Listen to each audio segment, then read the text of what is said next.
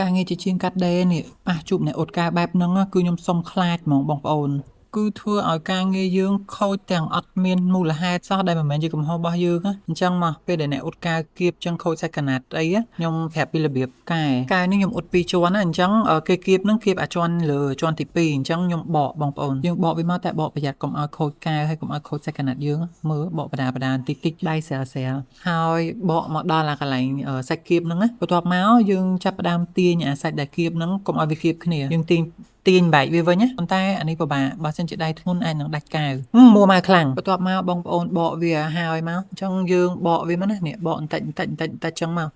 ព្យាយាមរក្សាទម្រង់ហើយនឹងរូបរាងកែវរបស់យើងនឹងឲ្យនៅដដែលណាហើយយើងបកបន្តិចចឹងទៅអានេះអ្នកអ៊ុតនេះគឺធ្វើប្រហែសហ្មងខ្ញុំសុំទៅសើហ្មងអូខេយើងបកដល់សាច់គៀបហ្នឹងហើយយើងព្យាយាម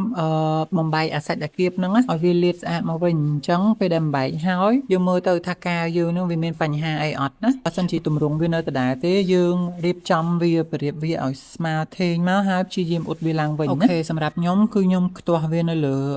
តុអ៊ុតហ្នឹងហ្មងណាខ្ទាស់វាហើយបោសអាកន្លែងគៀបហ្នឹងឲ្យវារៀបហើយអញ្ចឹងមកខ្ញុំអ៊ុតបានសម្រាប់ខ្ញុំណាអញ្ចឹងនេះឃើញនិយាយទៅ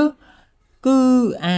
កែវរបស់យើងហ្នឹងគឺវាខូចវាអញ្ញៃហើយហ្នឹងហើយបើសិនជាល្អមួយទៀតយើង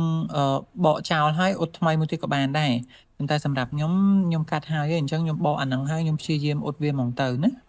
ព្រោះអីតំណឹកឃើញថាអាចប្រើវិធីហ្នឹងកែកុនវាបាន